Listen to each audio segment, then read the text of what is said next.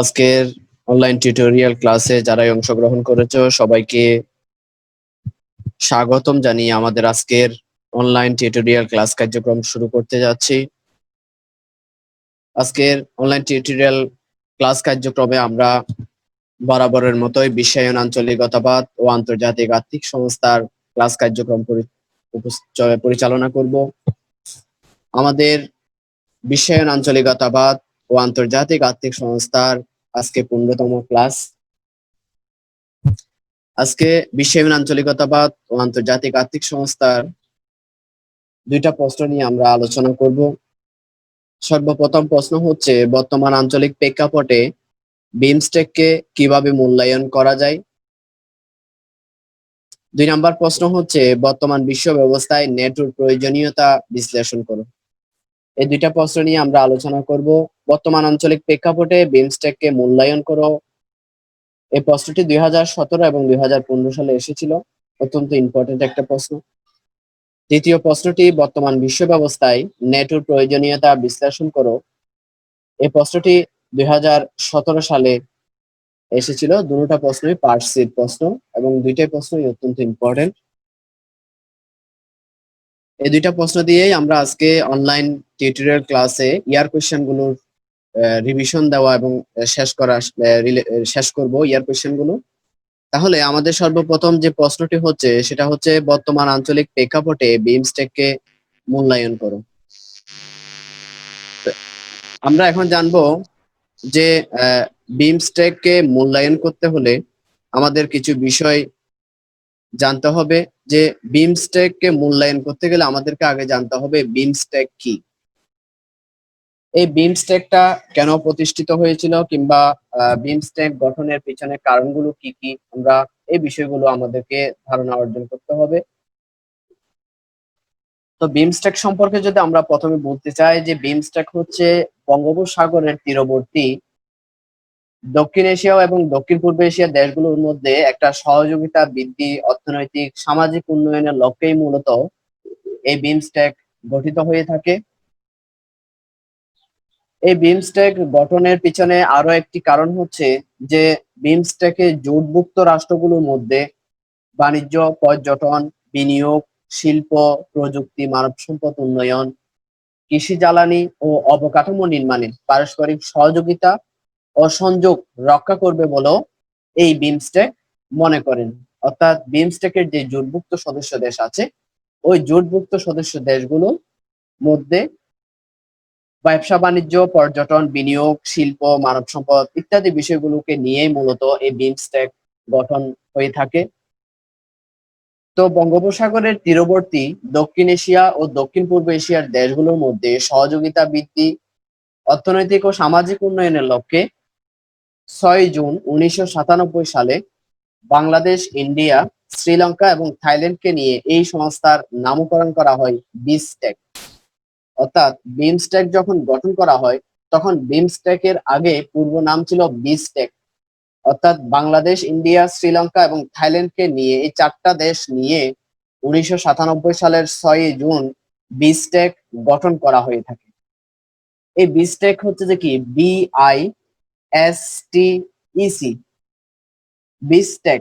B দিয়ে Bangladesh, I দিয়ে India, S দিয়ে শ্রীলঙ্কা, আর টি দিয়ে থাইল্যান্ড, আর ইসি দিয়ে হচ্ছে যে ইকোনমিক কোঅপারেশন, অর্থাৎ বিস্টেক এর পূর্ণরূপ। তাহলে 1997 সালের 6 জুন ইন্ডিয়া, শ্রীলঙ্কা এবং থাইল্যান্ডকে নিয়ে এই বিমস্টেক তাদের কার্যক্রম শুরু করে। কি লক্ষ্য নিয়ে?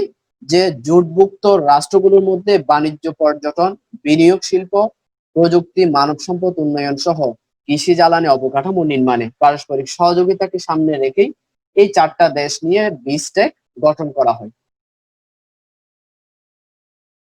এই বিমস্টেক যখন 1997 সালের 6 জুন গঠিত হয়, তখন এই বিমস্টেকের প্রারম্ভিক সভায় মায়ানমারকে পর্যবেক্ষক হিসেবে অংশগ্রহণ করার সুযোগ করে দেয়। অর্থাৎ এই বিমস্টেক যখন গঠন করা হয় 1997 সালের 6 জুন, তখন মায়ানমারকে পর্যবেক্ষক দেশ হিসেবে অন্তর্ভুক্ত করা হয় বিমস্টেকে।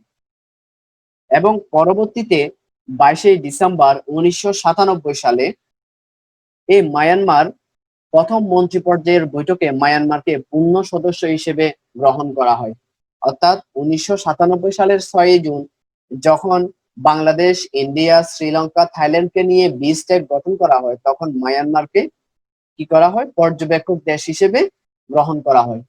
পরবর্তীতে যখন মন্ত্রী পর্যায়ে বৈঠক অনুষ্ঠিত হয়, ঠিক একই বছর 22 ডিসেম্বর অর্থাৎ 1997 সালের 22 ডিসেম্বর মন্ত্রী পর্যায়ের বৈঠকে মায়ানমারকে পূর্ণ সদস্যপদ দিয়ে বিমস্টেকের অন্তর্ভুক্ত করা হয়।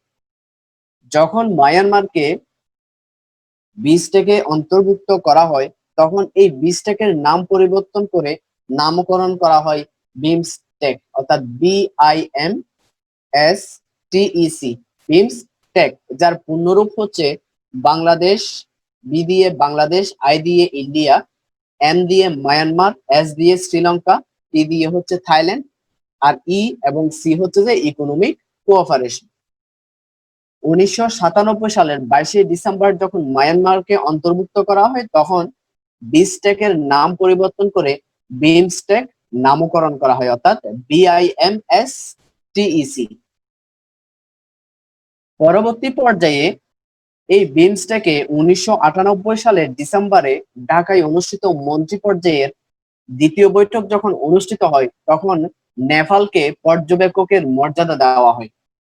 অর্থাৎ এই বিমস্টেকে 1998 সালে যখন দ্বিতীয় মন্ত্রী পর্যায়ের বৈঠক অনুষ্ঠিত হয়, তখন নেপালকে পর্যবেক্ষকের মর্যাদা দেওয়া হয়, অর্থাৎ মায়ানমারের মতো নেপালকে পর্যবেক্ষকের দেশ হিসেবে ঘোষণা করা হয়। পরবর্তীতে এই 1998 সালে নেপালকে যখন পর্যবেক্ষকের দেশ হিসেবে ঘোষণা করা হয় এবং পরবর্তীতে 2003 সালে নেপাল ও ভুটানকে পূর্ণ সদস্যপদ দেওয়া হয়ে থাকে 2003 সালে। অর্থাৎ 1998 সালে নেপাল বিমস্টেকের পর্যবেক্ষকের মর্যাদা লাভ করে এবং 2003 সালে নেপাল ও ভুটানকে বিমস্টেক পূর্ণ সদস্য ঘোষণা করে, অর্থাৎ বিমস্টেকের সদস্য হিসেবে নেপাল এবং ভুটানকে অন্তর্ভুক্ত করা হয়ে থাকে। এবং 2004 সালে বিমস্টেক নেপাল ও ভুটান যোগদান করে, অর্থাৎ পূর্ণ সদস্যপদ প্রদান করেন 2003 সালে নেপাল এবং ভুটানকে, আর 2004 সালে বিমস্টেকে নেপাল এবং ভুটান যোগদান করে থাকে, বিমস্টেকের কাজের অংশগ্রহণ করে থাকে। এই বিষয়টা থেকে আমরা যে বিষয়গুলো মনে রাখতে হবে, প্রশ্ন আসে এমসিকিউ যে বিমস্টেক কত সালে গঠন করা হয়েছিল। আমরা লিখব 1997 সালের 6 জুন। এরপরে আসে যে বিমস্টেকের প্রতিষ্ঠাকালীন সদস্য দেশ কতটা ছিল। আমরা লিখব 4টি, কি কি? বাংলাদেশ, ইন্ডিয়া, শ্রীলঙ্কা এবং থাইল্যান্ড। এরপরে মায়ানমার কত সালে বিমস্টেকে পূর্ণ সদস্যপদ লাভ করেন। আমরা লিখব 22 ডিসেম্বর 1997 সালে। পরবর্তী আরেকটা এমসিকিউ প্রশ্ন পাই, সেটি হচ্ছে যে নেপাল এবং ভুটান কত সালে বিমস্টেকের সদস্যপদ লাভ করেন। 2003 সালে। আর পরিপূর্ণভাবে যোগদান করেন 2004 সালে। আরেকটা প্রশ্ন আসে যে বিমস্টেকের পূর্ব নাম কি। বিমস্টেকের পূর্ব নাম হচ্ছে বিস্টেক, BISTEC, বিস্টেক। এমসিকিউ আরো আসে যে বিমস্টেকের পূর্ণরূপ কি। BIMSTEC, বিমস্টেকের পূর্ণরূপ কি। তা আমরা প্রতিষ্ঠাকালীন পূর্ণরূপ পেলাম দেখি যে Bangladesh, India, Myanmar, Sri Lanka, Thailand এবং ইকোনমিক কোঅপারেশন। এতটুকু পর্যন্ত আমরা এমসিকিউর জন্য রেডি হলাম। এরপরে আমরা স্ক্রিনে দেখতে পাচ্ছি যে 2004 সালে বিমস্টেক নেপাল ও ভুটান যোগদান করে। 2004 সালে 31 জুলাই থাইল্যান্ডের রাজধানী ব্যাংককের মিনিস্ট্রি অফ ফরেন অ্যাফেয়ার্স এর কার্যালয়ে অনুষ্ঠিত হয় প্রথম বিমস্টেক সম্মেলন। অর্থাৎ এই বিমস্টেকের প্রথম সম্মেলন অনুষ্ঠিত হয় কোথায়? তাহলে বিমস্টেকের প্রথম সম্মেলন অনুষ্ঠিত হয় 2004 সালের 31 জুলাই থাইল্যান্ডের রাজধানী ব্যাংককের মিনিস্ট্রি অফ ফরেন অ্যাফেয়ার্স এর কার্যালয়ে। সম্মেলনে এই সংস্থার নাম পরিবর্তন না করে নামের অর্থের পরিবর্তন করা হয়।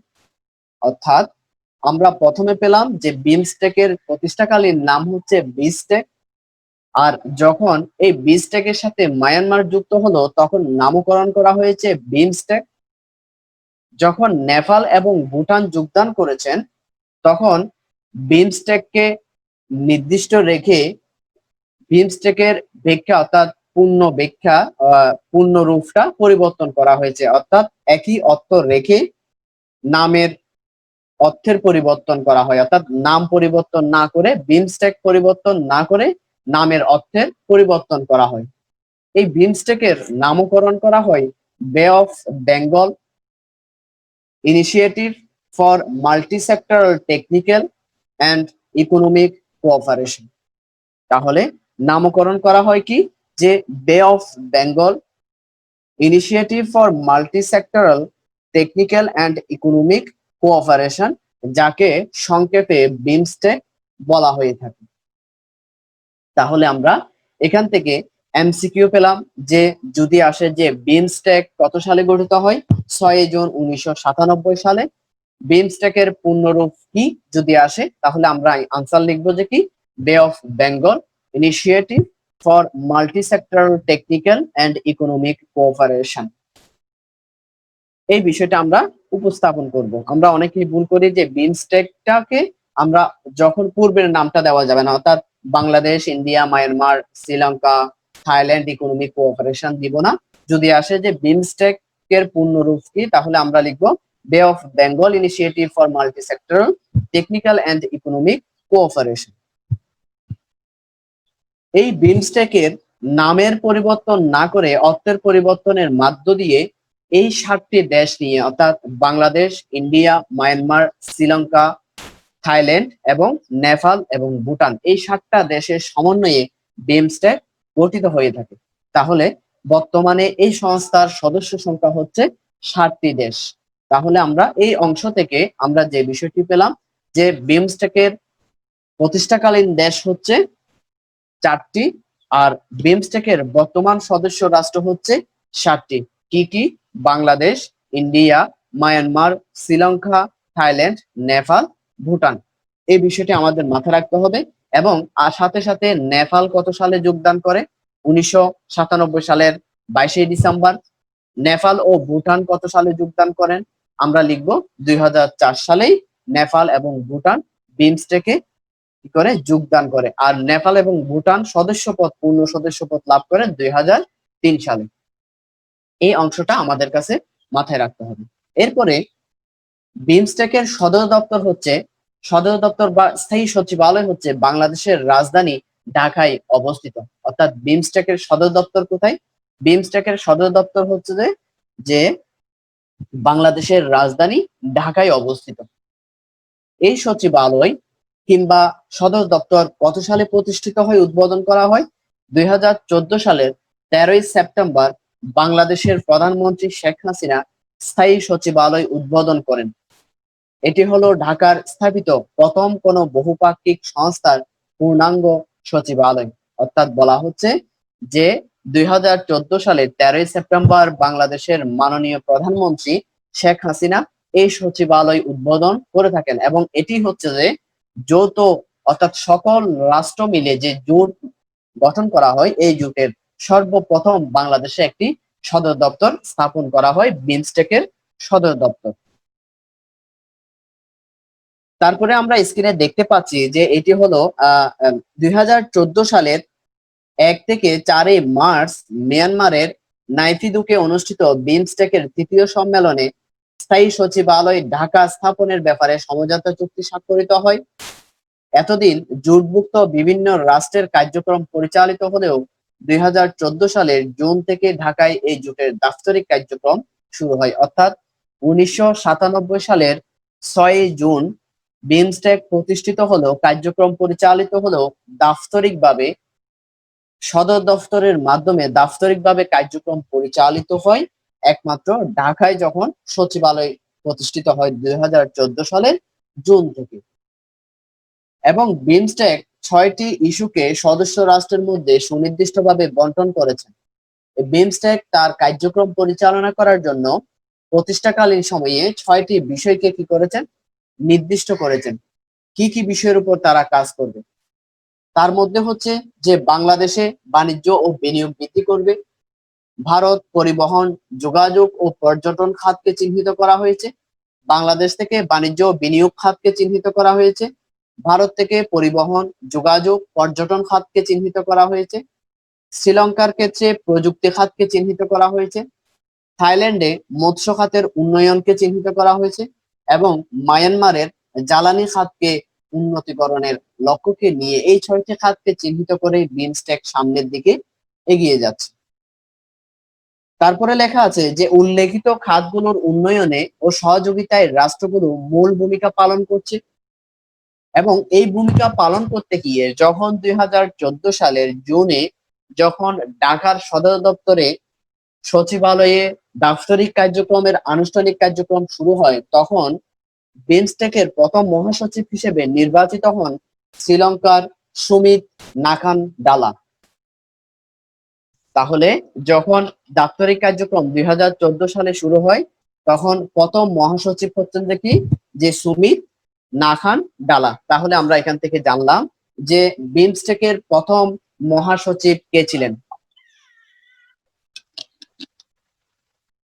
বিমস্টেকের প্রথম মহাসচিব কে ছিলেন? প্রথম মহাসচিব হচ্ছেন শ্রীলঙ্কা থেকে নির্বাচিত সুমিত নাকান-ডালা এবং বিমস্টেকের বর্তমান মহাসচিব হচ্ছেন শহীদুল ইসলাম, যিনি বাংলাদেশের পক্ষ হয়ে ফ্রান্সের রাষ্ট্রদূত হিসেবে দায়িত্ব পালন করে আসছেন। তাকেই সকলের সম্মতিক্রমে 2017 সালে 3 বছরের জন্য বিমস্টেকের মহাসচিব অর্থাৎ শহীদুল ইসলামকে নির্বাচিত করা হয়। যদিও বা এই শহীদুল ইসলামকে আবার পুনর্নির্বাচন করার জন্য অনেকের মতামত রয়েছে, তবে কয়েকটি দেশ এর বিরোধিতা করছে। তাহলে আমরা এই অংশ থেকে যে এমসিকিউ গুলো পাই সেটি হচ্ছে যে বিমস্টেকের সচিবালয় বা সদর দপ্তর হচ্ছে বাংলাদেশের রাজধানী ঢাকায়।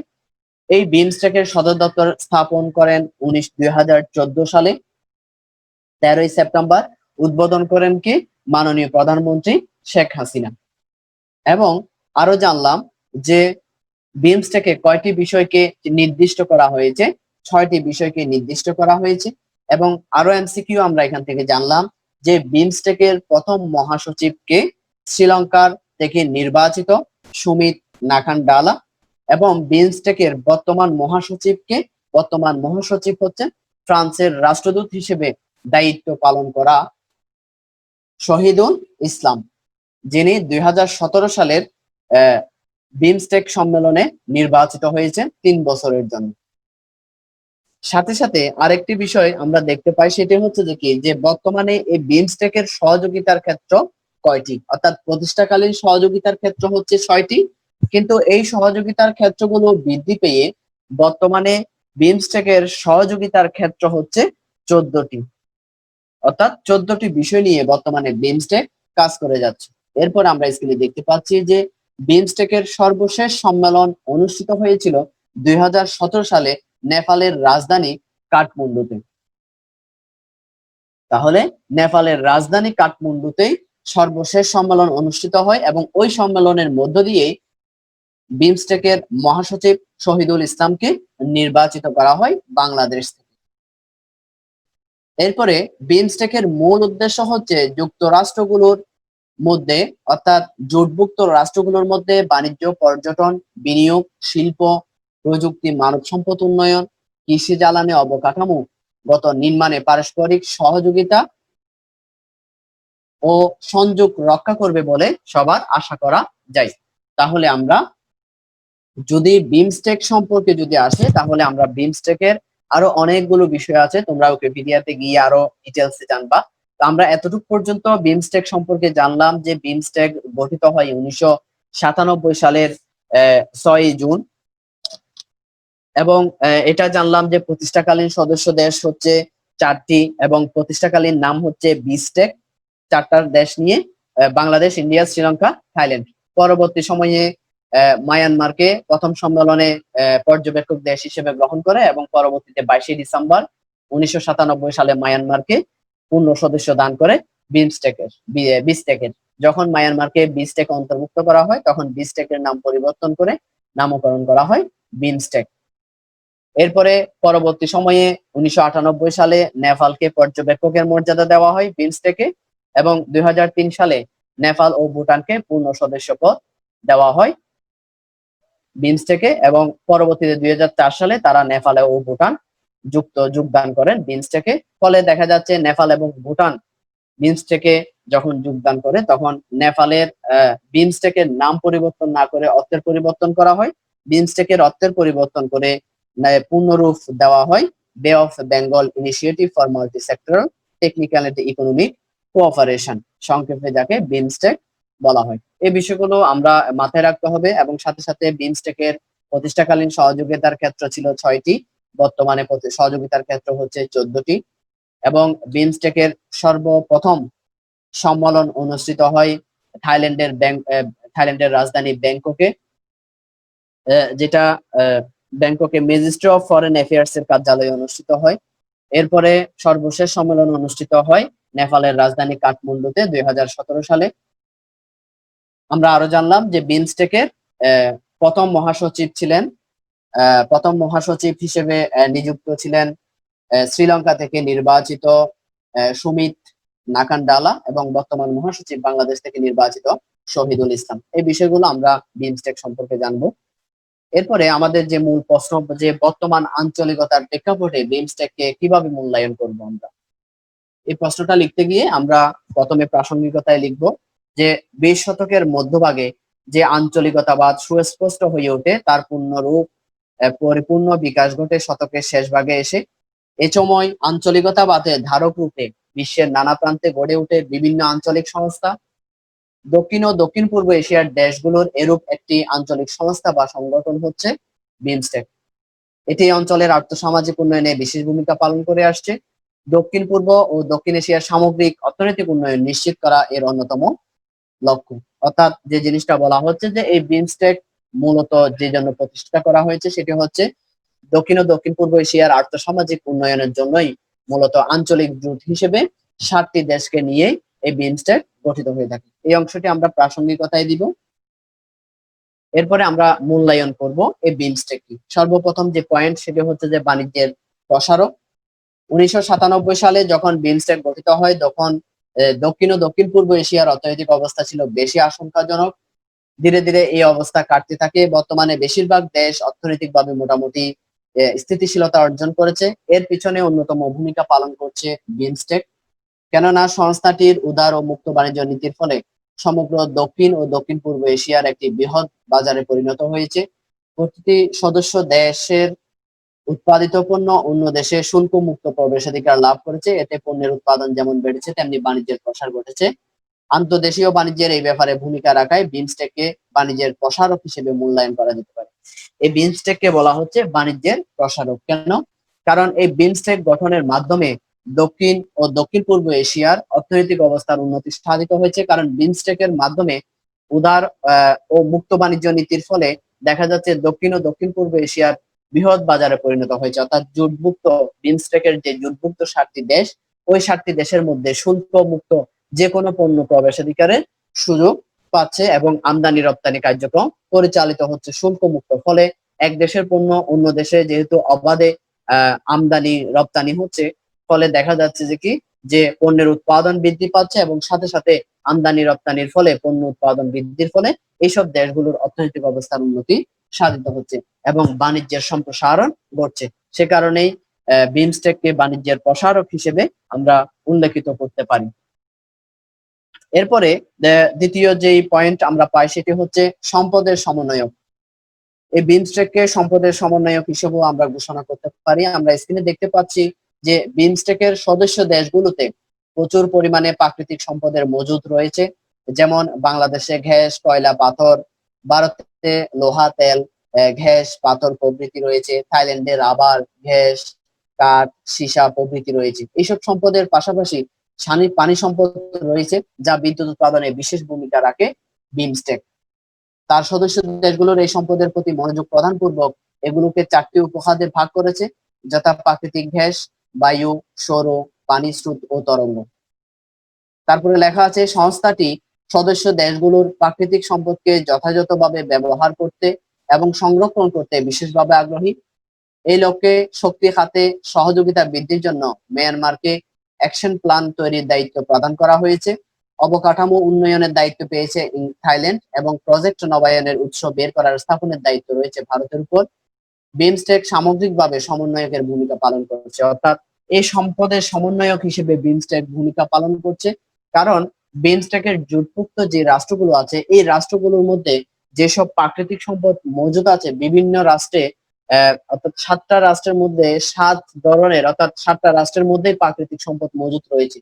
এই প্রাকৃতিক সম্পদগুলোকে যথাযথভাবে ব্যবহারের মাধ্যমে জোটভুক্ত রাষ্ট্রগুলো যাতে নিজেদেরকে সামাজিকভাবে, অর্থনৈতিকভাবে, সামাজিকভাবে, রাজনৈতিকভাবে যেন শক্তিশালী হয়, সেই লক্ষ্যকে সামনে রেখে তাদের এই সম্পদগুলোকে 4টি উপখাতে বিভক্ত করেছেন: বায়ু, সৌর, পানি, স্রোত, তরঙ্গ।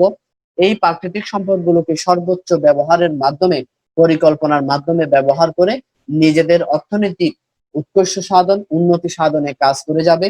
এবং এই উন্নতি সাধন অর্থাৎ শক্তি খাতগুলোকে সঠিকভাবে ব্যবহার করার জন্য অ্যাকশন প্ল্যান, অর্থাৎ শক্তি খাতগুলোকে যথাযথ ব্যবহার করার জন্য মায়ানমারকে অ্যাকশন প্ল্যানের দায়িত্ব দেওয়া হয়েছে। এবং এইসব রাষ্ট্রগুলোর অবকাঠামোগত উন্নয়নের জন্য থাইল্যান্ডকে দায়িত্ব দেওয়া হয়েছে। এবং বিভিন্ন দেশের মধ্যে এই প্রাকৃতিক সম্পদের ব্যবহার করার জন্য প্রজেক্ট অনুমোদন, নবায়ন, অর্থাৎ প্রজেক্ট গুলোকে বিচার বিশ্লেষণ করে নবায়নের উৎস বের করার স্থাপনের দায়িত্ব দেওয়া হয়েছে ভারতের উপর। এভাবে করে কয়েকটি রাষ্ট্র মিলে বিমস্টেকের রাষ্ট্রগুলো নিজেদের প্রাকৃতিক সম্পদকে যথাযথ ব্যবহার করার জন্য সমন্বয়ক হিসেবে বিমস্টেক কাজ করে থাকে। ঐক্যের প্রতীক, পরবর্তী যে পয়েন্ট, যে মূল্যায়ন আমরা করব সেটি হচ্ছে ঐক্যের প্রতীক। বর্তমান আঞ্চলিকতার প্রেক্ষাপটে বিশ্বের প্রায় সকল প্রান্তের রাষ্ট্রগুলো কোনো না কোনো জোটের অধীনে কর্মকাণ্ড পরিচালনা করছে। আমরা দেখছি যে নিজেদের অর্থনৈতিক অবস্থার উন্নতির জন্য প্রত্যেকটা রাষ্ট্র কোনো না কোনো কয়েকটি রাষ্ট্র মিলে তারা জোট গঠন করছেন। কারণ কোন রাষ্ট্রই বর্তমানে এককভাবে নিজেদের চাহিদা পূরণ করা সম্ভব নয়। বর্তমানে প্রত্যেকটা দেশ একটি দেশ অন্য দেশের উপর নির্ভরশীল, তাই ঐক্যবদ্ধ ছাড়া কোনো দেশের পক্ষে এককভাবে চলা সম্ভব নয়। বিমস্টেক সেই কারণেই বিমস্টেক দক্ষিণ ও দক্ষিণ পূর্ব এশিয়ার 7টি দেশের মধ্যে ঐক্য বজায় রেখে তাদের বাণিজ্য সম্প্রসারণ এবং নানা সহযোগিতামূলক কর্মকাণ্ড পরিচালনার মাধ্যমে নিজ স্বার্থকে পরিপূর্ণভাবে আদায় করে নেওয়ার জন্যই এই বিমস্টেক গঠন করা হয়েছে। এবং এই বিমস্টেকের মাধ্যমে দক্ষিণ দক্ষিণ পূর্ব এশিয়ার 7টি দেশের মধ্যে ঐক্যতা সৃষ্টি করেছে। ফলে দেখা যাচ্ছে এই সংস্থাটিকে বা সংস্থাটির ভূমিকাকে ঐক্যের প্রতীক মূল্যায়ন করা যেতে পারে, অর্থাৎ এই সংস্থাটিকে ঐক্যের প্রতীক হিসেবে আমরা অবহিত করতে পারি। সর্বশেষ যে পয়েন্ট দিয়ে আমরা মূল্যায়ন করব সেটা হচ্ছে রাজনৈতিক সমঝোতাকারী। কোন নির্দিষ্ট অঞ্চলের অর্থনৈতিক উন্নয়নের পূর্বশর্ত হলো সুষ্ঠু রাজনৈতিক পরিবেশ নিশ্চিত করা। বিশেষ করে দক্ষিণ এশিয়ার দেশগুলোর মাঝে রাজনৈতিক সম্পর্ক তেমন উন্নত নয়, এখানে অনাস্থার প্রভাব বেশি দেখা যায়, ফলে অর্থনৈতিক অবস্থা বেশ দুর্বল। তাই প্রধানমন্ত্রী তাকসিন সিনাওয়াতার মতে যে কোনো সময়ে সাহায্য ও প্রতিবেশী রাষ্ট্রগুলোর সাথে সমঝোতাপূর্ণ ও সহযোগিতার পরিবেশ বজায় রাখা জরুরি। বিমস্টেক আঞ্চলিক সংস্থা হিসেবে দক্ষিণ ও দক্ষিণ পূর্ব এশিয়ার দেশগুলোর বাণিজ্য পরিচালনার পাশাপাশি রাজনৈতিক সুষ্ঠু পরিবেশ নির্মাণে ভূমিকা পালন করছে। অর্থাৎ বিমস্টেকের সদস্য দেশগুলো যেগুলো আছে দক্ষিণ দক্ষিণ পূর্ব এশিয়ার যে 7টি দেশ আছে, ওই 7টি দেশগুলো নিজেদের মধ্যে রাজনৈতিক সমঝোতার ক্ষেত্রে গুরুত্বপূর্ণ ভূমিকা পালন করছে। কারণ অর্থনৈতিক উন্নয়নের পূর্ব শর্ত হচ্ছে যে সুষ্ঠু রাজনৈতিক পরিবেশ, রাজনৈতিক সমঝোতা। তাহলে একটা দেশের মধ্যে যদি রাজনৈতিক অর্থনীতি স্থিতিশীল থাকে তাহলে সেই দেশ অর্থনৈতিকভাবে স্বাবলম্বী হয়। আর এই রাজনৈতিক স্থিতিশীলতা বজায় রাখার ক্ষেত্রে বিমস্টেকের সদস্য রাষ্ট্রগুলো গুরুত্বপূর্ণ ভূমিকা পালন করে থাকে। তাহলে পরিসমাপ্তিতে আমরা বলতে পারি যে পরিশেষে বলা যায় যে বিমস্টেক বর্তমান আঞ্চলিকতার প্রেক্ষাপটে দক্ষিণ ও দক্ষিণ পূর্ব এশিয়ার দেশগুলোর জন্য খুবই গুরুত্বপূর্ণ সংস্থা। কেননা বর্তমান বিশ্বের প্রায় সকল রাষ্ট্র কোনো না কোনো আঞ্চলিক সংস্থার অধীনে থেকে নিজেদের উন্নতি চেষ্টা চালিয়ে যাচ্ছে। তাছাড়া আঞ্চলিক সংস্থাগুলো তাছাড়া দেখা যাচ্ছে যে কি যে আঞ্চলিক সংস্থাগুলো নির্দিষ্ট অঞ্চলের স্বার্থ উদ্ধারের অন্যতম মাধ্যমে পরিণত হয়েছে এবং এর ভূমিকা ও বর্তমান আঞ্চলিক প্রেক্ষাপটে বলা যায় যে কি দক্ষিণ দক্ষিণ পূর্ব এশিয়ার অর্থনৈতিক উন্নয়নে এই বিমস্টেক অত্যন্ত গুরুত্বপূর্ণ। তাহলে আমরা এভাবে করে আমাদের যে প্রশ্নটা আছে যে বর্তমান আঞ্চলিক প্রেক্ষাপটে বিমস্টেককে মূল্যায়ন করো, এই 4টা পয়েন্ট দিয়ে আমরা এই বিষয়গুলো লিখে সমাপ্ত করব এবং সাথে সাথে আমাদের হাতে যদি সময় থাকে তাহলে আমরা বিমস্টেককে মূল্যায়ন করার আগে একটু বিমস্টেককে পরিচয় করিয়ে দিব সংক্ষিপ্তভাবে, যে বিমস্টেক কত সালে প্রতিষ্ঠিত হয়, প্রতিষ্ঠাকালীন সদস্য দেশ কত ছিল, মায়ানমার কত সালে যোগদান করে, নেপাল ও ভুটান কত সালে যোগদান করে এবং বিমস্টেকের মূল লক্ষ্য উদ্দেশ্য কি, বিমস্টেকের বর্তমান সদস্য সংখ্যা কত, বিমস্টেকের বর্তমান মহাসচিব কে, এই বিষয়গুলো আমরা সংক্ষিপ্তভাবে এবং বিমস্টেকের পূর্ণরূপ কি, যে আমরা পড়েছিলাম যে বে অফ বেঙ্গল ইনিশিয়েটিভ ফর, এই বিষয়গুলো আমরা দিয়ে আমরা সমাপ্ত করব, শুরু করব বিমস্টেক কি, এরপরে আমরা দিব বিমস্টেককে মূল্যায়ন। এভাবে করে দিলে আমরা ইনশাআল্লাহ একটা ভালো মার্কস পাবো। এই প্রশ্নটা অত্যন্ত ইম্পর্টেন্ট, একটু মনোযোগ দিয়ে দেখতে হবে। আমাদের আজকের সর্বশেষ যে প্রশ্নটি সেটা হচ্ছে বর্তমান বিশ্ব ব্যবস্থায় এই নেটওর প্রয়োজনীয়তা কি। তো বর্তমান বিশ্ব ব্যবস্থায় নেটোর প্রয়োজনীয়তা কি, এ বিষয়ে যদি আমরা আলোচনা করতে যাই, যে আমরা সকলে অনার্স থার্ড ইয়ারও পড়েছি যে নেটো কি, নেটো হচ্ছে মূলত উত্তর আটলান্টিক নিরাপত্তা জোট হচ্ছে যে নেটো, এই নেটোর পূর্ণরূপ হচ্ছে যে মূলত নর্থ আটলান্টিক ট্রিটি অর্গানাইজেশন। তাহলে আমরা নেটো হচ্ছে যে কি, নেটো হচ্ছে উত্তর আটলান্টিক নিরাপত্তা জোট হিসেবে পরিচিত এবং এই নেটো তার জোটভুক্ত দেশগুলোর পারস্পরিক সামরিক সহযোগিতা প্রদানে অঙ্গীকারবদ্ধ থাকে এই নেটো। এবং নেটো সম্পর্কে যদি আমরা আরো বলতে যাই, যে নেটো তার জোটভুক্ত দেশগুলোর নিরাপত্তা রক্ষার্থে মূলত তারা জোট গঠন করেন। প্রতিষ্ঠাকালীন সময়ে নেটোর সদস্য দেশ ছিল 12টি, কিন্তু বর্তমানে এই নেটোর সদস্য দেশ হচ্ছে 30টি, অর্থাৎ বর্তমানে নেটোর সদস্য দেশ হচ্ছে 30টি আর প্রতিষ্ঠাকালীন দেশ ছিল 12টি। সর্বশেষ যে দেশটি যোগদান করে সেটি হচ্ছে উত্তর মেসিডোনিয়া। মার্চের 27 তারিখ 2020 সালে উত্তর মেসিডোনিয়া নেটোতে যোগদান করে থাকে এবং নেটোর বর্তমান মহাসচিব হচ্ছেন জেন্স স্টলটেনবার্গ। তো আমরা সেটা পাবো। তো তাহলে আমরা নেটো সম্পর্কে যদি বলি, নেটো হচ্ছে যে উত্তর আটলান্টিক নিরাপত্তা জোট হিসেবে মূলত নেটো গঠন করা হয়েছে, যাকে নর্থ আটলান্টিক ট্রিটি অর্গানাইজেশন বলা হয়। আর এই নেটো প্রতিষ্ঠিত হয় 1949 সালের 4 এপ্রিল। তো আমরা একটু জানবো যে নেটোটা কেন গঠন করা হয়েছে এবং যদি প্রশ্ন আসে যে বর্তমান বিশ্ব ব্যবস্থায় নেটোর প্রয়োজনীয়তা কেন, তো আমরা প্রশ্নটা শুরু করবো এভাবে। প্রথমে আমরা প্রাসঙ্গিকতা দিব, ওই প্রাসঙ্গিকতায় আমরা লিখবো যে উত্তর আটলান্টিক চুক্তি সংস্থা বা নেটো যুক্তরাষ্ট্রের নেতৃত্বে পশ্চিমা দেশ তথা আটলান্টিক জোনের ধনতন্ত্রী দেশগুলোকে নিয়েই, অর্থাৎ ধনতান্ত্রিক দেশগুলোকে নিয়েই মূলত এই নেটো গঠিত হয়। দেশগুলো নিয়ে অত্যন্ত গুরুত্বপূর্ণ একটি সামরিক জোট গঠন করা হয় ধনীতান্ত্রিক দেশগুলোকে নিয়ে, অর্থাৎ 12টা ধনতান্ত্রিক দেশগুলো নিয়ে মূলত এই নেটো গঠন করা হয়। তো নেটোর প্রাক্তন সোভিয়েত ইউনিয়নের বিরুদ্ধে মার্কিন যুক্তরাষ্ট্রের নেতৃত্বে সংগঠিত হয়, অর্থাৎ দ্বিতীয় বিশ্বযুদ্ধের পরবর্তী সময়ে সোভিয়েত ইউনিয়ন যখন, অর্থাৎ সমাজতান্ত্রিক ব্যবস্থা যখন প্রচলন করা হয়, এই সোভিয়েত ইউনিয়নের বিরুদ্ধ পার্টি হিসেবে, অর্থাৎ সোভিয়েত ইউনিয়নকে নিয়ন্ত্রণ করার জন্যই মূলত এই নেটো গঠিত হয় 12টি ধনতান্ত্রিক দেশ নিয়ে। তো 1991 সালে সোভিয়েত ইউনিয়নের পতনের মাধ্যমে মূলত কিন্তু এই সামরিক জোট পরবর্তী সময়ে, অর্থাৎ 1991 সালে যখন সোভিয়েত ইউনিয়নের পতন ঘটে, তখন যুক্তরাষ্ট্রের মধ্যে নেটো টিকে থাকা নিয়ে প্রশ্ন থাকলেও বিশ্ব পরিক্রমায় কিন্তু এর পরিবর্তিত প্রেক্ষাপটে যুক্তরাষ্ট্র কিন্তু নেটোর প্রয়োজনীয়তা টিকে থাকার যুক্তিযুক্ততা ব্যাখ্যা করে। এরপরে আমরা যে বিষয়টি দিব সেটা হচ্ছে কি, যে নেটো কি, আমরা এটা প্রাসঙ্গিকতা দিলাম। এরপর আমরা দিব যে নেটো কি। তো আমরা স্ক্রিনে দেখতে পাচ্ছি যে দ্বিতীয় বিশ্বযুদ্ধের পর রাশিয়ায় ব্যাপক সামরিক শক্তির বিকাশ ও পূর্ব ইউরোপে সমাজতান্ত্রিক শক্তির প্রসারে শক্তির ভারসাম্য সমাজতান্ত্রিকের অনুকূলে চলে যায়। অর্থাৎ দ্বিতীয় বিশ্বযুদ্ধের পরবর্তী সময়ে যখন রাশিয়ায় ব্যাপক সামরিক শক্তির বিকাশ ঘটে, তখন অর্থাৎ সোভিয়েত ইউনিয়ন অর্থাৎ সমাজতান্ত্রিক ব্যবস্থার অনুকূলে চলে যায়, ভারসাম্য শক্তি ক্ষমতা সমাজতান্ত্রিকতার অনুকূলে চলে যায়। পশ্চিম ইউরোপীয় যে পুঁজিবাদী রাষ্ট্রগুলো ছিল পশ্চিম ইউরোপের মধ্যে, ওই পুঁজিবাদী রাষ্ট্রগুলো নিরাপত্তাহীনতায় ভুগতে থাকে, যেহেতু রাশিয়ার হাতে সকল ক্ষমতা, সমাজতান্ত্রিকতার হাতে সকল ক্ষমতা চলে যায়। ফলে পুঁজিবাদী রাষ্ট্রগুলো নিজেদেরকে নিরাপত্তাহীনতায় ভুগতে থাকে। এই নিরাপত্তাহীনতায় ভুগতে থাকা এবং সমাজতান্ত্রিক শক্তির বিস্তার রোধ করতে মার্কিন যুক্তরাষ্ট্র বীর দর্পে এগিয়ে আসে এবং পশ্চিম ইউরোপের ভেঙে পড়া অর্থনীতি ও সামরিক শক্তির পুনর্জীবন ঘটাতেই মূলত এই নেটো গঠন করা হয়। অর্থাৎ দ্বিতীয় বিশ্বযুদ্ধের পর যখন পশ্চিম ইউরোপের অর্থনৈতিক অবস্থা ভেঙে পড়ে, তখন ওই পরিস্থিতিতে রাশিয়ায় ব্যাপকভাবে শক্তির বিকাশ ঘটে এবং অর্থনৈতিকভাবে স্বাবলম্বী হয়। ফলে দেখা যাচ্ছে পুঁজিকেন্দ্রিকতা থেকে সমাজতান্ত্রিকতার দিকে কি ফিরে যায়, শক্তি ক্ষমতা ফিরে যায়। ফলে তার বিরুদ্ধে গড়ে তোলা শক্তি এবং পশ্চিম ইউরোপের অর্থনৈতিক ব্যবস্থাকে পুনরুজ্জীবন করার জন্যই মূলত এই নেটো গঠিত হয়ে থাকে। নেটো নেটো অর্থাৎ নর্থ আটলান্টিক ট্রিটি অর্গানাইজেশন 1949 সালের 4 এপ্রিল চুক্তি সম্পাদিত হয় এবং 25 আগস্ট কার্যকরী হয়। তাহলে আমরা এমসিকিউ দুটো পেলাম। একটা হচ্ছে যে কি, যে নেটো এর পূর্ণরূপ কি, নর্থ আটলান্টিক ট্রিটি অর্গানাইজেশন।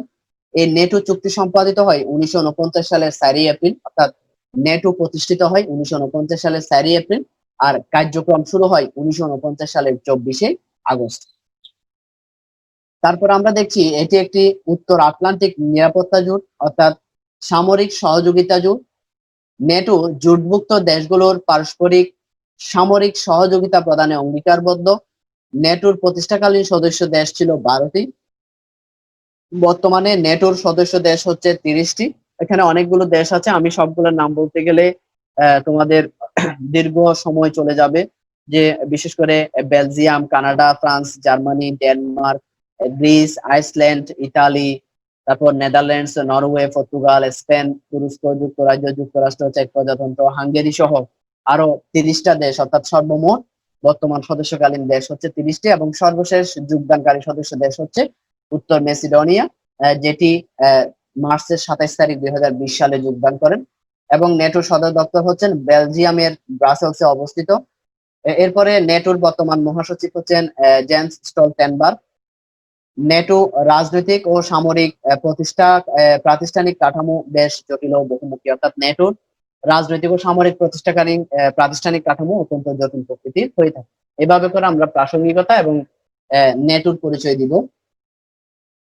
এবং এই নেটোর একটি পরিষদ রয়েছে, এটি একটি পরিষদ 3টি কমান্ড এবং একটি প্ল্যানিং গ্রুপ নিয়ে গঠিত হয়। এই নেটো জোটের সর্বোচ্চ প্রতিপক্ষ হলো সকল সদস্যের সমন্বয়ে গঠিত নর্থ আটলান্টিক কাউন্সিল, অর্থাৎ সর্বোচ্চ প্রতিপক্ষ হচ্ছে যে নেটোর যে একটা কাউন্সিল গঠন করা হয় সকল সদস্যদের সমন্বয়ে, ওইটা হচ্ছে যে ওই কাউন্সিলের নাম হচ্ছে নর্থ আটলান্টিক কাউন্সিল, অর্থাৎ জোট নিরপেক্ষ সম্মেলন।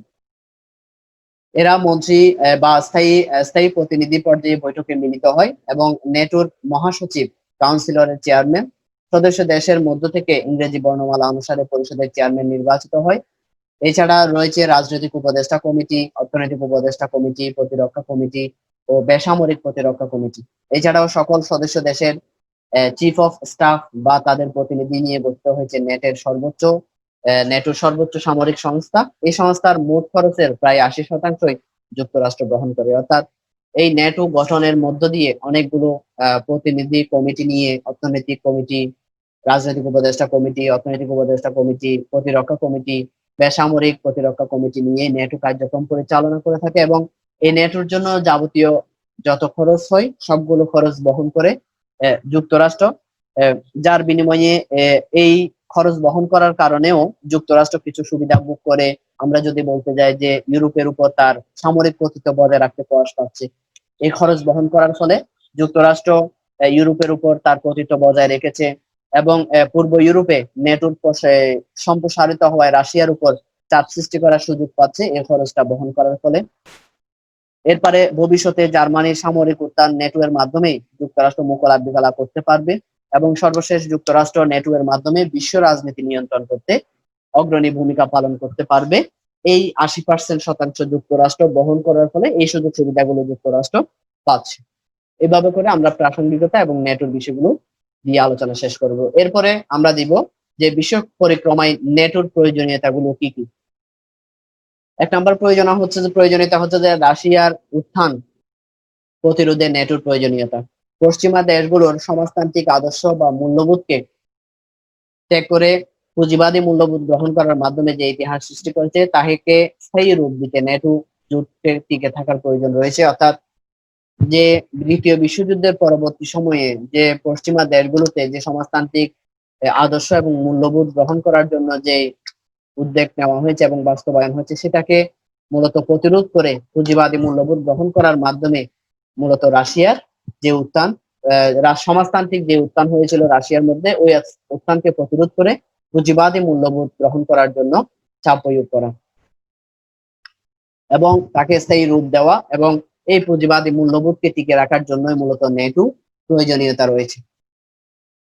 বিশেষত পুঁজিবাদী ধারণায় প্রত্যাশা যে ধরনের প্রাপ্তি সেই অনুযায়ী সেই পরিমাণ না হওয়ায় এই দুইয়ের মধ্যে ব্যাপক ব্যবধান পরিলক্ষিত হওয়ায় পুঁজিবাদী রাষ্ট্রের ধারণার গ্রহণযোগ্যতা ও প্রশ্নের সম্মুখীন হচ্ছে। অন্যদিকে বর্তমান চীন, কিউবা, বলিভিয়ার মধ্যে সমাজতান্ত্রিক আদর্শের উদ্ভব এবং রাশিয়া সহ ইউরোপ আমেরিকার অনেক দেশও সমাজতান্ত্রিক দলের শক্ত অবস্থানে রয়েছে। হঠাৎ যে কোনো পরিস্থিতিকে কাজে লাগিয়ে তারা ক্ষমতায় আসতে পারে। সম্প্রতি রাশিয়ার ভ্লাদিমির পুতিনের নেতৃত্বে বিশ্ব রাজনীতিতে রাশিয়ার উত্থান হয়েছে। রাশিয়ার সমর্থনে ইউক্রেনের সমাজতান্ত্রিক দল সরকার বিরুদ্ধে আন্দোলন করছে। প্রকাশ্যে পশ্চিমা শত্রু সিরিয়ার শাসক বাশার আল আসাদকেও রাশিয়া সমর্থন দিচ্ছে। ফলে নেটোর প্রয়োজনীয়তা অনিবার্য হয়ে পড়েছে। অর্থাৎ যে জিনিসটা বলা হচ্ছে যে সোভিয়েত ইউনিয়নের পতনের ফলে দেখা যাচ্ছে নেটোরও প্রয়োজনীয়তা ভারসাম্যহীন হয়ে পড়েছে। অর্থাৎ যেহেতু সমাজতান্ত্রিকতা সোভিয়েত ইউনিয়নের পতন ঘটেছে সে কারণে মানুষের মধ্যে, বিভিন্ন রাষ্ট্রের মধ্যে এই নেটো পতন হতে পারে যে কোনো সময়ে, এই ধারণাটা জন্মে। ফলে দেখা যাচ্ছে যে দুই পক্ষের মধ্যে অর্থাৎ রাশিয়া এবং পশ্চিম ইউরোপের মধ্যে একটা দ্বন্দ্ব সংঘাত লেগে আছে। ফলে পূর্ব ইউরোপের মধ্যে এই ধনতান্ত্রিক পুঁজিবাদী অর্থনৈতিক ব্যবস্থা মূল্যবোধকে টিকে থাকার জন্যই মূলত এই নেটোর প্রয়োজনীয়তা অনুভব করছে। 2 নাম্বার হচ্ছে সশস্ত্র যুদ্ধের হুমকি মোকাবেলায় নেটোর প্রয়োজনীয়তা। তো বিশ্লেষণে লেখা আছে যে কার্যত নেটো বিশ্বের বিভিন্ন দেশের সশস্ত্র যুদ্ধের হুমকি মোকাবেলায় ভূমিকা পালন করে আসছে। যেমন রাশিয়া এবং যুগোস্লাভাকিয়ার ভাঙ্গা, বসনিয়া ও সার্বিয়ার মুসলমানদের নির্বিচারে হত্যা, আলবেনিয়ার ব্যক্তিগত দাঙ্গা এবং কসোভোয়া মুসলিম নিধন, ধর্মীয় ও বিচ্ছিন্নতাবাদ, মৌলবাদ, জঙ্গিবাদ প্রভৃতি সমস্যা সমাধানের জন্য নেটো একটি আন্তর্জাতিক জোটের প্রয়োজনীয়তা অনুভব করছে। অর্থাৎ বর্তমানে বিশ্বের মধ্যে বিভিন্ন রাষ্ট্রের মধ্যে যে দাঙ্গা হাঙ্গামার সৃষ্টি হচ্ছে, এক রাষ্ট্রের সাথে অন্য রাষ্ট্রের যে দাঙ্গা হাঙ্গামার সৃষ্টি হচ্ছে, নির্বিচারে মুসলমানদেরকে হত্যা করা হচ্ছে এবং সাথে সাথে বিভিন্ন রাষ্ট্রের মধ্যে যে জঙ্গিবাদ, মৌলবাদ সৃষ্টি হয়েছে, এগুলোকে দমন করার জন্য মার্কিন যুক্তরাষ্ট্র একটি নিরাপত্তা জোটের প্রয়োজনীয়তা অনুভব করছে। আর এই নিরাপত্তা জোটের অনুভব থেকেই মূলত নেটোর প্রয়োজনীয়তা বৃদ্ধি পাচ্ছে। এরপরে হচ্ছে সন্ত্রাসবাদ দমনের প্রয়োজনীয়তা। বিশ্ব পরিক্রমায় বিশ্ব সমাজে আন্তর্জাতিক সন্ত্রাস দমনে বর্তমানে নেটো একটি গুরুত্বপূর্ণ ভূমিকা পালন করে আসছে। তাই বিশ্বে নেটোর প্রয়োজনীয়তা অপরিসীম। যদিও নেটোকে মার্কিন যুক্তরাষ্ট্রের স্বার্থ সংশ্লিষ্ট বলে সমালোচনা করা হয়ে থাকে। তো নেটো আমরা প্রথম থেকে দেখে আসছি যে নেটো হচ্ছে যে মূলত একটি মার্কিন যুক্তরাষ্ট্রের আধিপত্য বিস্তারকারী একটি সংস্থা হিসেবে পরিণত হয়ে আসছে। কারণ যে 30টি সদস্য দেশ নিয়ে নেটো গঠিত হলেও মূলত এই নেটোর 80% খরচ বহন করার কারণে মার্কিন যুক্তরাষ্ট্রের প্রভাব বৃদ্ধি পায়, প্রাধান্য বিস্তার আমরা দেখতে পাই। সবকিছুতে মার্কিন যুক্তরাষ্ট্রেরই আধিপত্য বিস্তার হয়। তো মার্কিন যুক্তরাষ্ট্রের আধিপত্য বিস্তার হলেও মূলত বিভিন্ন বিশ্বের মধ্যে সন্ত্রাসবাদ দমনের ক্ষেত্রে কিন্তু এই নিরাপত্তা আঞ্চলিক জোট নেটোর ভূমিকা অত্যন্ত অধিক। সে কারণেই সমালোচনা সত্ত্বেও নেটোর গুরুত্ব প্রয়োজনীয়তা সন্ত্রাসবাদ দমনে বৃদ্ধি পেয়েছে। এরপরে জাতিগত সংঘাত নিরসনে নেটোর প্রয়োজনীয়তা। তো জাতিসংঘ সংঘাত নিরসনে নেটোর প্রয়োজনীয়তা বোঝাতে একটি উদাহরণ দেওয়া যায় যে আমরা জানি যে 1992 সালে বসনিয়ায় একটা জাতিগত সংঘাত সৃষ্টি হয়।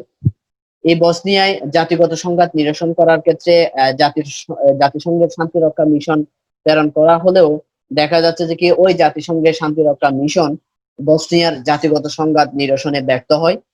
কিন্তু পরবর্তীতে 1994 সালে নেটো সেখানে শান্তিরক্ষা বাহিনী অর্থাৎ নেটোর নিয়ন্ত্রণে শান্তিরক্ষা বাহিনী এগিয়ে যায়। পরে দেখা যাচ্ছে জাতিগত সংঘাত নিরসনে তারা সমর্থ হয়। অর্থাৎ জাতিগত সংঘাত নিরসনে নেটোর গুরুত্ব অত্যন্ত গুরুত্বপূর্ণ। যেখানে জাতিসংঘ অনেক রাষ্ট্রের মধ্যে যখন জাতিগত সংঘাত সৃষ্টি হয়েছে, অর্থাৎ বিভিন্ন জাতির মধ্যে, একটা রাষ্ট্রের মধ্যে বিভিন্ন জাতির মধ্যে যখন দ্বন্দ্ব সংঘাত সৃষ্টি হয়, ওই দ্বন্দ্ব সংঘাত নিরসনে জাতিসংঘ শান্তিরক্ষা মিশন প্রেরণ করেছিল, কিন্তু বসনিয়ায় এটা ব্যর্থ হলে সেই জায়গায় নেটো তাদের নিরাপত্তা পরিষদের প্রেরণ করে, নিরাপত্তা বাহিনী প্রেরণ করে ওই বসনিয়ার মধ্যে জাতিগত সংঘাত নিরসন করে তাদের মধ্যে ঐক্য প্রতিষ্ঠায় সমর্থ হয়। ফলে জাতিগত সংঘাত নিরসনে নেটোর প্রয়োজনীয়তা বৃদ্ধি পেয়েছে। এরপরে হচ্ছে প্রতিপক্ষের বিরুদ্ধে প্রতিরোধ গড়ে তোলা। প্রতিপক্ষের বিরুদ্ধে প্রতিরোধ গড়ে তোলা। তো নেটোর বিভিন্ন বিধ্বংসী কার্যকলাপের জন্য অনেক দেশ নেটো বিরুদ্ধে হয়ে পড়েছে। নেটো জোট প্রতিষ্ঠিত হওয়ার পর থেকেই ইরাক, বসনিয়া, যুগোস্লাভিয়া, সামরিক অভিযান, কসমো, আলবেনিয়া, সশস্ত্র হস্তক্ষেপ, লিবিয়া ও ভূমধ্যসাগরীয় সোমালিয়ায় সামরিক অভিযান সহ বিশ্বের বিভিন্ন দেশে তাদের সশস্ত্র হস্তক্ষেপের কারণে এই সকল অঞ্চল নেটো জোটকে তাদের প্রকাশ্য শত্রু বলে মনে করে এবং নেটো তাদেরকেও নিজেদের শত্রু বলে মনে করে। অর্থাৎ প্রতিপক্ষের বিরুদ্ধে প্রতিরোধ গড়ে তুলতে নেটোর প্রয়োজনীয়তা। অর্থাৎ নেটো কিছু কিছু ক্ষেত্রে আহ রাষ্ট্রের ঐক্য সাধনে ভূমিকা পালন করলেও দেখা যায় কিছু কিছু অঞ্চলে, বিশেষ করে ইরাক, বসনিয়া, যুগোস্লাভিয়া, আলবেনিয়াতে তারা আহ অনর্থক হস্তক্ষেপ করেছেন এবং বিভিন্ন রাষ্ট্রে, ইরাকের মধ্যে, বসনিয়ার মধ্যে তারা অন্যায়ভাবে হামলা পরিচালনা করেছেন মার্কিন যুক্তরাষ্ট্র এই নেটোর মাধ্যমে। ফলে দেখা যাচ্ছে নেটোর এই অনর্থক হস্তক্ষেপ এবং ধ্বংসাত্মক বিধ্বংসী যুদ্ধ পরিচালনা করার কারণে মার্কিন যুক্তরাষ্ট্রের এই নেটোর প্রতি অনেক দেশ বিরোধিতা করে। ফলে এই নেটোকে অনেক রাষ্ট্র বিরোধী শক্তি হিসেবে তারা চিন্তা করে এবং নেটো এইসব দেশগুলোকে, ইরাক, বসনিয়া, যুগোস্লাভিয়া, আলবেনিয়া, এসব রাষ্ট্র, লিবিয়া, এগুলোকে তারা বিরোধী দল হিসেবে ঘোষণা করে থাকেন। ফলে দেখা যাচ্ছে যে কি মূলত এই নেটো বিরোধী যেই প্রতিরোধ, যে বিরোধী দল সৃষ্টি হয়েছে, এই বিরোধী দলগুলোকে, বিরোধী রাষ্ট্রগুলোকে দমন করার জন্যই এই নেটোর প্রয়োজনীয়তা উপলব্ধি করে। সর্বশেষ যে পয়েন্টটি পাই সেটি হচ্ছে যে কি আধিপত্য ধরে রাখতে নেটোর প্রয়োজনীয়তা। বিশ্ব পরিক্রমায় বর্তমানে মার্কিন যুক্তরাষ্ট্রের মূল লক্ষ্য হচ্ছে আন্তর্জাতিক সন্ত্রাস দমন করা। এই আন্তর্জাতিক সন্ত্রাস দমনের জন্য প্রয়োজন আন্তর্জাতিক সংগঠন, যার প্রয়োজন পূরণ করছে নেটো। কিন্তু এই নেটোকে পুঁজি করেই বর্তমান বিশ্ব পরিক্রমায় আমরা দেখছি যে মার্কিন যুক্তরাষ্ট্র একক পরাশক্তি হিসেবে আবির্ভূত হয়েছে এবং এই একক পরাশক্তিকে ধরে রাখার জন্য মূলত মার্কিন যুক্তরাষ্ট্র নেটোর প্রয়োজনীয়তা উপলব্ধি করছে এবং নেটোকে টিকে থাকার জন্য সহযোগিতা প্রদান করছে। তাহলে আমরা এভাবে করে আমরা বর্তমান বিশ্ব ব্যবস্থায় নেটোর প্রয়োজনীয়তা শেষ করব। প্রথমে প্রাসঙ্গিকতা, এরপরে নেটো কি, এরপরে আমরা বিশ্ব পরিক্রমায় নেটোর প্রয়োজনীয়তা কি, এই বিষয়ে আমরা আলোচনা করে আমরা এই আনসারটা পেশ করব। এবং পরিশেষে আমরা বলতে পারি যে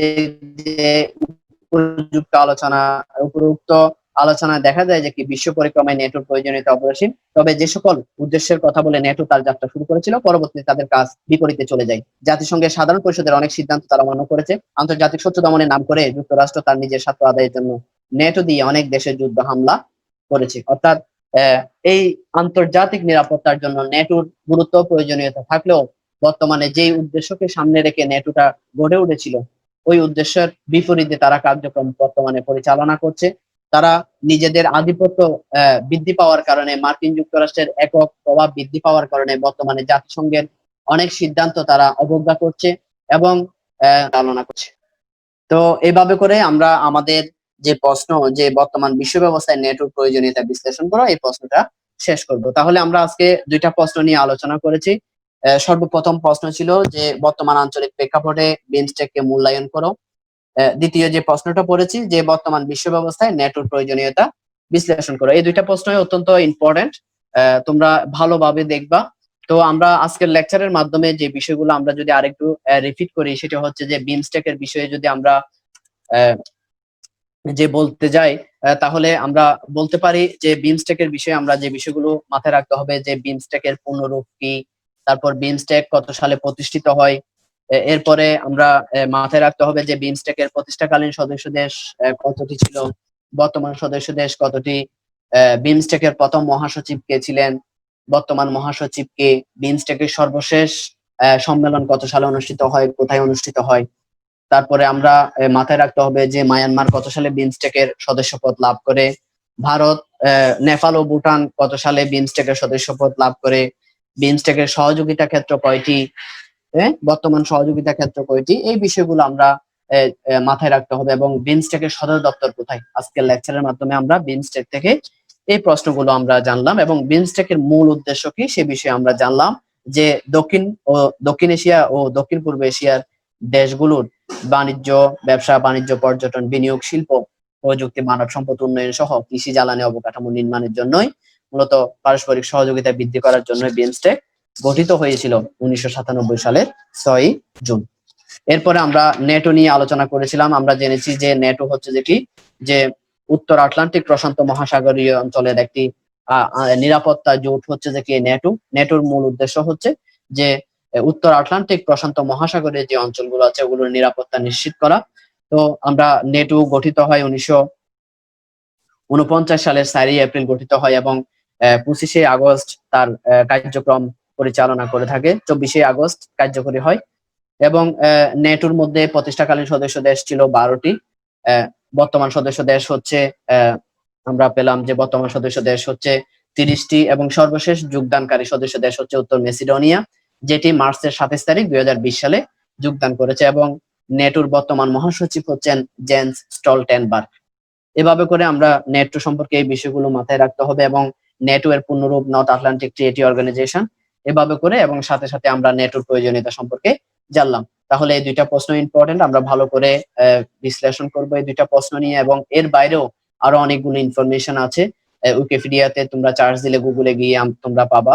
এই বিষয়গুলো নিজেরা একটু দেখে নিবা, কারণ সবগুলো বিষয় আলোচনা করা, বিশদভাবে আলোচনা করতে গেলে দীর্ঘ সময়ের প্রয়োজন। তাহলে আজকের অনলাইন ক্লাসে যারাই অংশগ্রহণ করেছো আবারও সবাইকে অসংখ্য ধন্যবাদ জানিয়ে এখানে ক্লাস সমাপ্ত ঘোষণা করছি। সবাই ভালো থাকবে, সুস্থ থাকবে। আল্লাহ হাফেজ।